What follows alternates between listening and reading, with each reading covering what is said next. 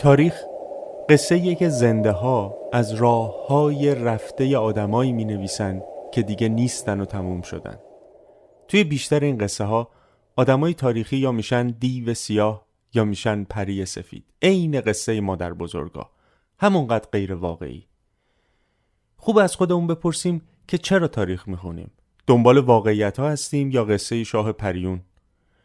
اگه دنبال واقعیت های تاریخی میگردیم، فکر کنم تاریخی رو که قبلا خوندیم باید دوباره بخونیم تا شاید تونستیم دیگه آدمای تاریخی رو شبیه دیو و پری نبینیم و تازه اون موقع است که میتونیم بگیم به جای قصه مادر بزرگ داریم تاریخ روایت میکنیم. من اشکان هستم، یک مورخ ناشناس و اینجا میراث خاکستری.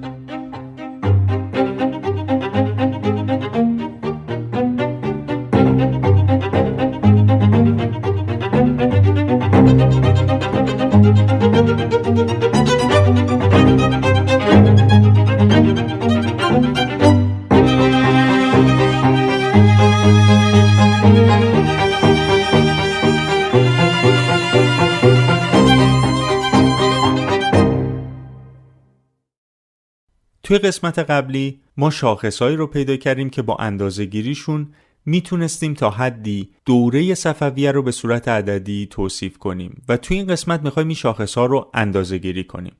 اگه یادتون باشه ما به 6 تا شاخص اشاره کردیم، یعنی اقتصاد، توان نظامی، توسعه شهری و فرهنگی و دیپلماتیک و انسانی. و حالا میخوایم ببینیم با چه سنجه‌ای میتونیم این شاخصها رو اندازه‌گیری کنیم. منتها قبل از اینکه بریم به سراغ ریاضی باید به یه بیراهه بریم، ولی نه برای حرفی که من تو این قسمت زدم، برای حرفی که من تو قسمت پیش زده بودم.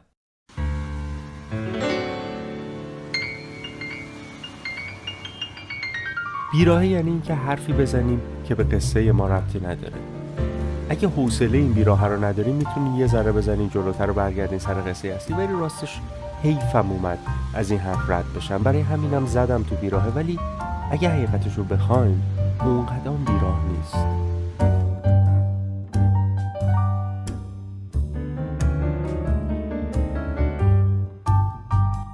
یه آقایی بوده، یعنی همین آقا، به اسم آدولف آیشمن. چیکاره بوده؟ سرهنگ دوم بوده توی SS. حالا SS چیه؟ یه جور سازمان اطلاعاتی، امنیتی، نظامی عریض و طویل که کارش عموماً حفظ امنیت داخلی و خارجی آلمان بود تو زمان نازی‌ها. در حقیقت یه مجموعه‌ای بود از ارتش، نیروهای امنیتی و پلیس. یکی از زیرشاخه‌های SS یه سازمان قدرتمندی بود به اسم RSHA، اداره کل امنیت رایش. این سازمان در حقیقت یک کارگروهی بود از 2 تا سازمان دیگه، یکی SD که سرویس امنیت SS بود و یکی سیپو که پلیس امنیت آلمان بود و زیر نظر وزارت داخله یا همون وزارت کشور امروزی خودمون اداره میشد. و خود این سیپو هم به 2 تا سازمان دیگه تقسیم میشد، یکی گشتاپو یعنی پلیس مخفی آلمان و یکی دیگه کریپو یعنی پلیس آگاهی. اداره کل امنیت رایش 7 تا دایره داشت. دایره 4 وظیفه سازمانیش سرکوب مخالفان بود. یکی از معاونت‌های این بخش یعنی دایره D4 معاونت امور یهودیان بود که کارش انتقال یهودیان از سرزمین‌های تحت اشغال به کمپ‌های ساخته شده در لهستان بود، یعنی یک کار لوجستیکی. فرمانده این معاونت سرهنگ دوم آدولف آیشمن بود. اگه تو سلسله مراتب اداری نگاه کنیم می‌بینیم که آیشمن در حقیقت توی این سلسله مراتب اصلاً کاری نبوده.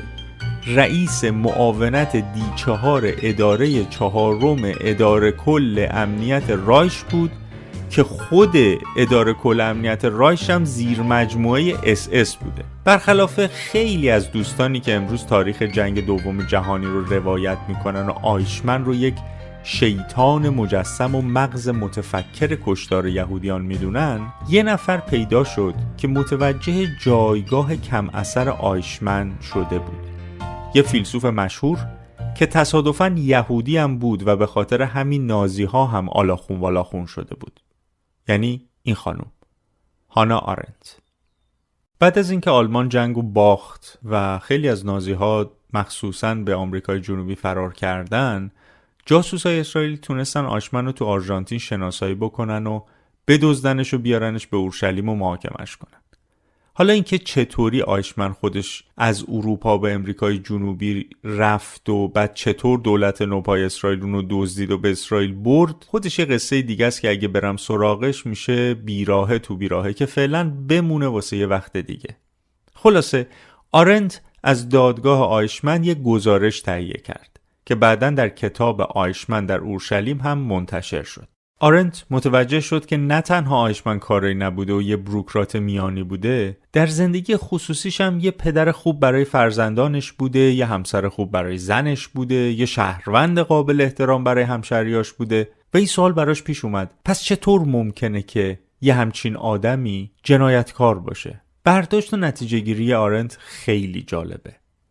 آرنت می نویسه که آیشمن یه بروکرات معمولی و کم اهمیت بود که تنها میخواست کارش رو به درست‌ترین شکل ممکن انجام بده.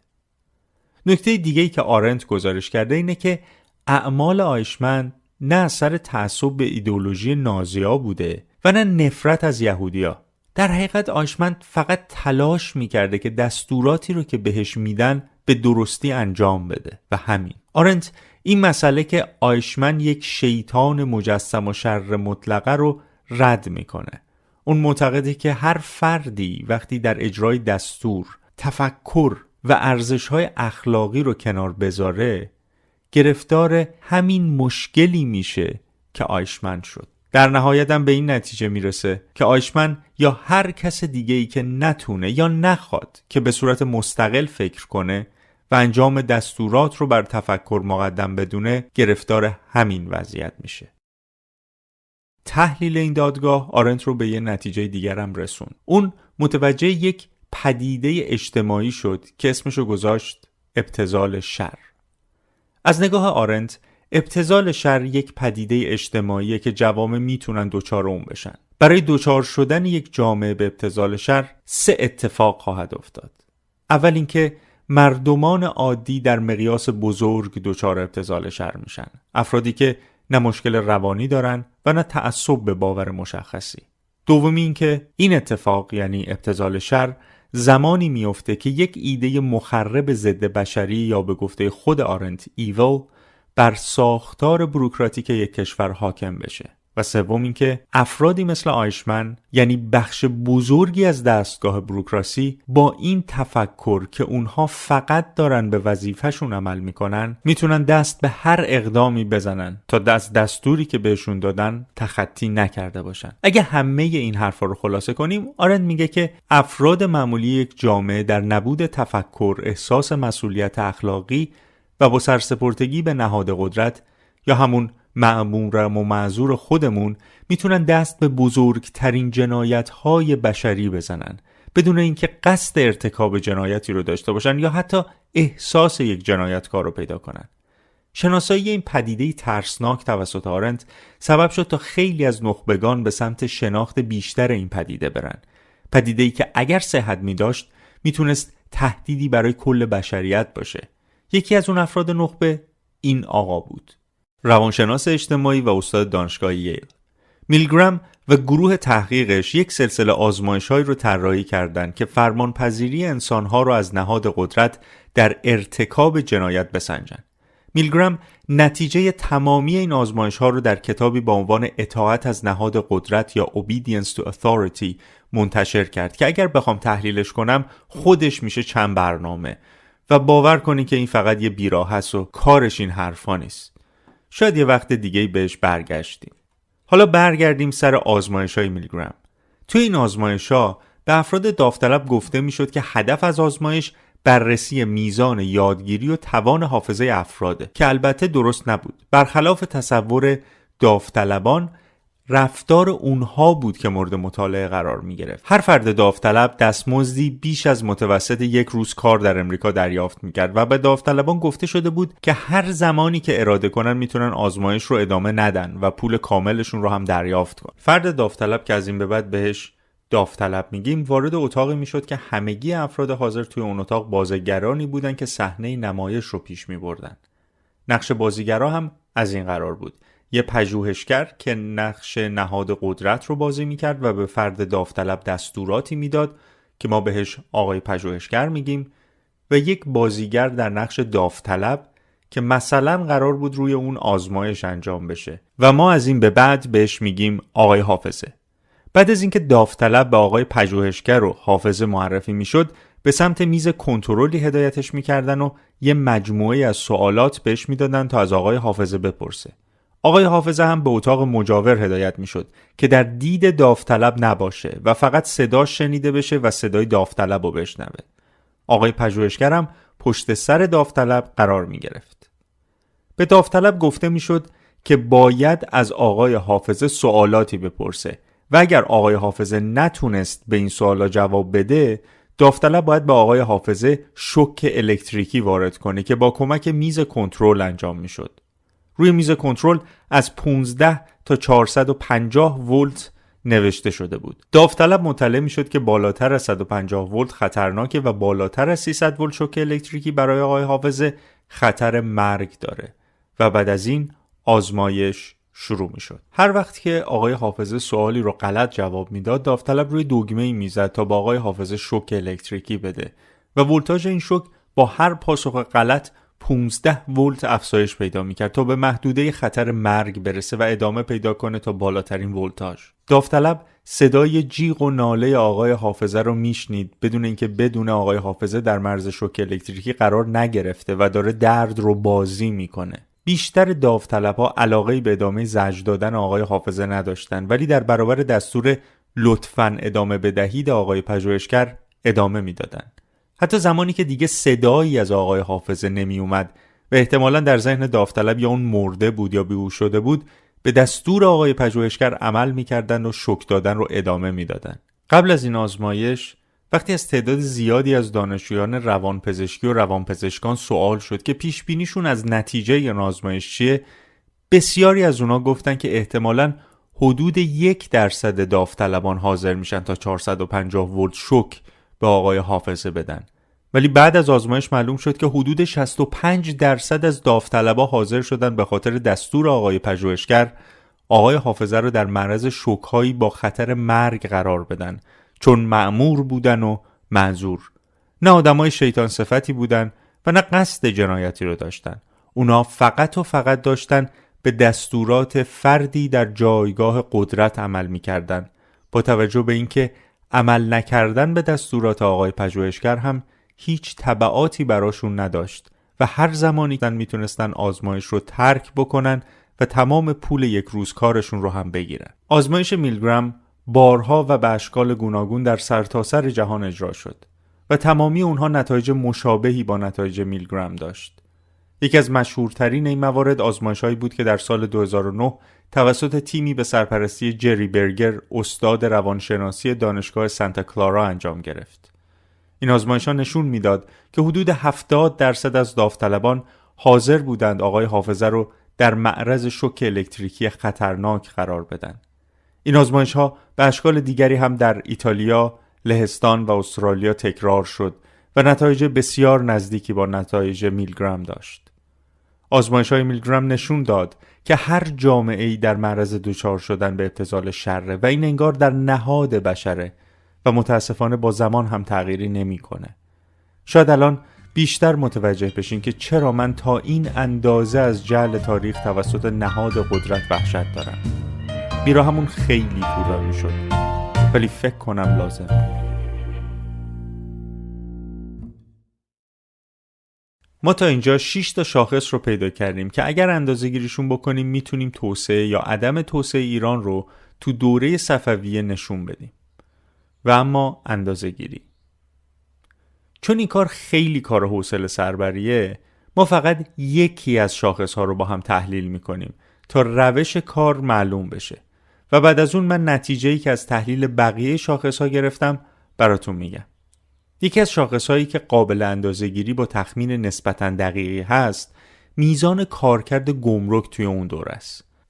ما میدونیم که ایران یکی از مسیرهای اصلی در جاده ابریشم بوده و مهمتر این که در دوران شاه عباس با توسعه بندر عباس یک خط کشتیرانی بسیار مهم به وجود اومده و در نتیجه اطلاعات زیادی رو میشه از اسناد تاریخی اون دوره استخراج کرد. کاری که برای ایجاد یک تصویر تاریخی انجام میدیم اینه که اول میزان صادرات ابریشم ایرانی رو در مقاطع مختلف تاریخی تخمین بزنیم. حالا چرا رفتیم سر وقت ابریشم؟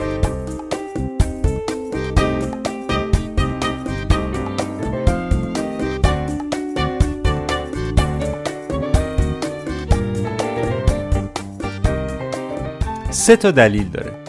یکی چرخه اقتصاد داخلی و میزان موقعیت‌های شغلیه. به دلیل بالا بودن ارزش محصول یعنی ابریشم و تعدد موقعیت‌های شغلی هم در زمینه صنعت نساجی، هم در زمینه نوغانداری، هم در زمینه باغداری و آخر سرم در زمینه حمل و نقل موقعیت‌های کاری مستقیم زیادی ایجاد می‌کرده و اگه میزان تولید محصول بالا بره نشون دهنده شکوفایی اقتصادیه. دومین دلیلش ارتباط تجاریه. شما هر چقدر که ارتباط تجاری گسترده تری داشته باشین یعنی ارتباطات بین‌المللی بیشتری خواهید داشت و همراه این ارتباط تجاری ارتباط دیپلماتیک هم ایجاد میشه و به همین صورت ارتباط علمی هم گسترش پیدا میکنه. در نتیجه سرزمین شما هم در کوران تحولات جهانی قرار میگیره و هم باعث پیشرفت و توسعه سرزمینی میشه. و سومین و شاید مهمترین دلیلش درآمد باشه. ابریشم توی اون دوره خیلی گرون قیمت بود و پارچه هایی که در ایران تولید میشد به دلیل کیفیت بالاشون و طراحی منحصر به فردی که داشتن خواهان زیادی در اروپا پیدا کرده بود و در نتیجه درآمد زیادی رو هم به صورت مالیات و گمرک نصیب دولت میکرد و هم چرخ اقتصاد مردم رو به حرکت در می آورد. و خب هر اندازه که درآمد شما افزایش پیدا کنه امکان سرمایه گذاری برای توسعه کشور هم بیشتر میشه و در نتیجه شما سرزمین آبادتری خواهید داشت.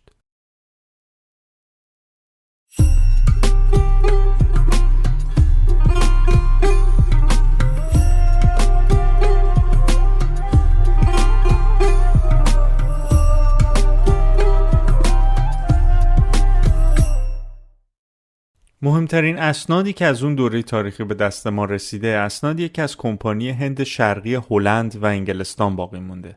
تاریخ نگاران زیادی روی این تخمینا کار کردن که توی بخش توضیحات چند نمونهشو براتون آوردم. بر اساس تخمین‌های زده شده ما میزان تولید و صادرات ابریشم رو در دوره صفویه میتونیم به 4 دوره تاریخی تقسیم کنیم.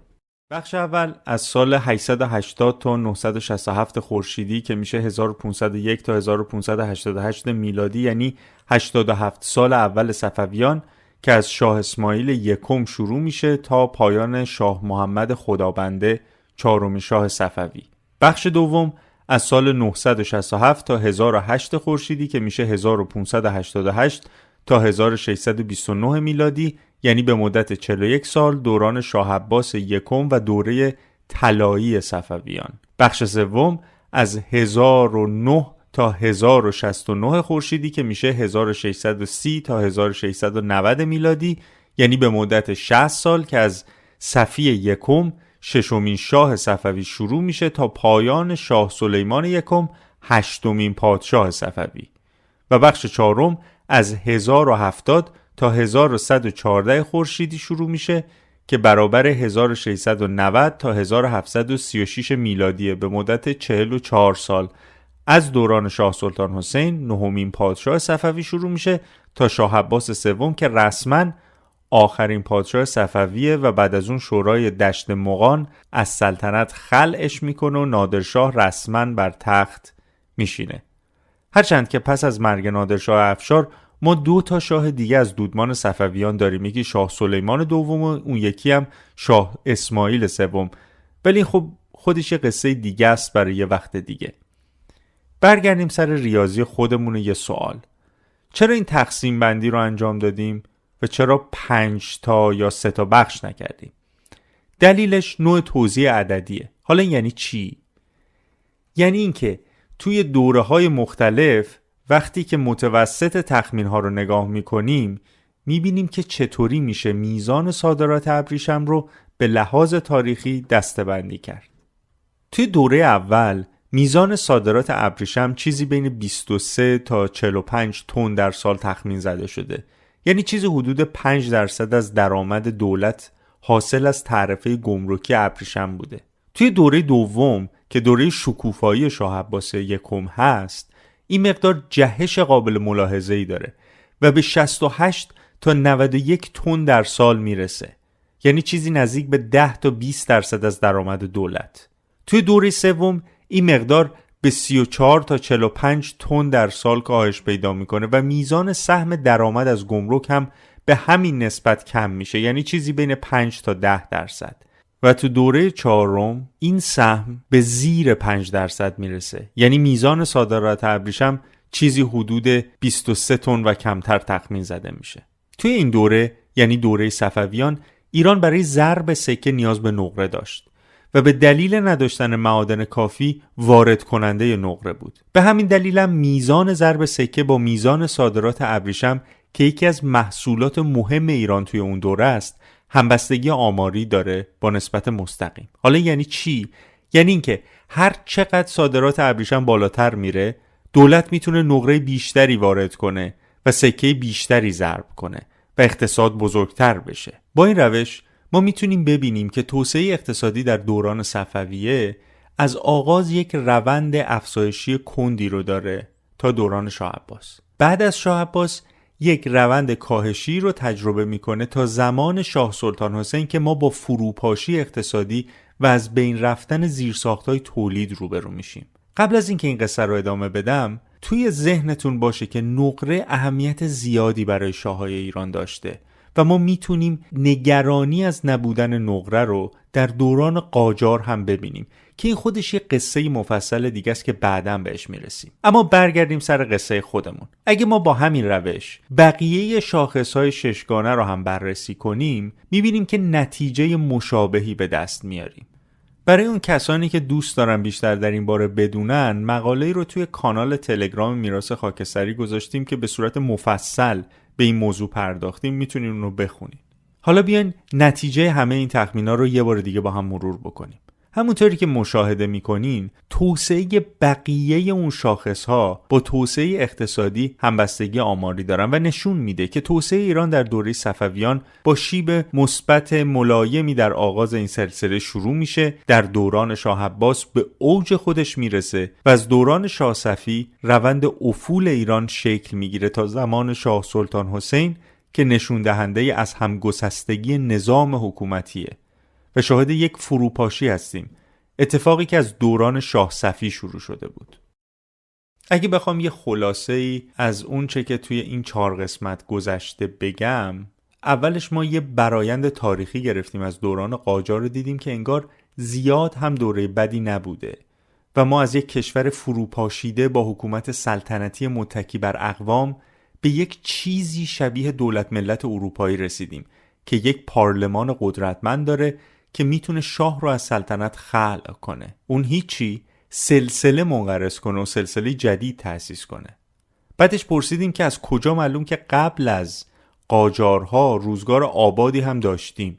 دیدیم که تو دوره صفوی جهانگردای زیادی گفته بودن که ایران آباد بوده و اصفهان هم شهر فوق‌العاده‌ای. بعد پرسیدیم از کجا معلوم درست نوشته باشن؟ ما باید بتونیم خوب و پاک و پاکیزه رو اندازه گیری کنیم. این شد که رسیدیم به این تقسیم بندی 4گانه دوره صفویه که تو این قسمت بهش پرداختیم و مهمتر این که دیدیم تاریخ دوره صفویه فراز و فرود محسوسی داشته و از نیمه این دوره به بعد افول و انحطاط این سلسله شروع شده. ولی چرا؟ جواب این سوال خودش یک قصه جدیده که تو قسمت بعدی بهش میرسیم. من اشکان هستم، یک مورخ ناشناس و شما میراث خاکستری رو به تماشا نشسته بودین. اگر از این برنامه لذت بردین ما رو دنبال کنین و اگر دوست داشتین نظراتتون رو برامون بنویسین که حتما میخونیم و اگر امکانش بود پاسخ میدیم. تا قسمت بعدی، بدرود.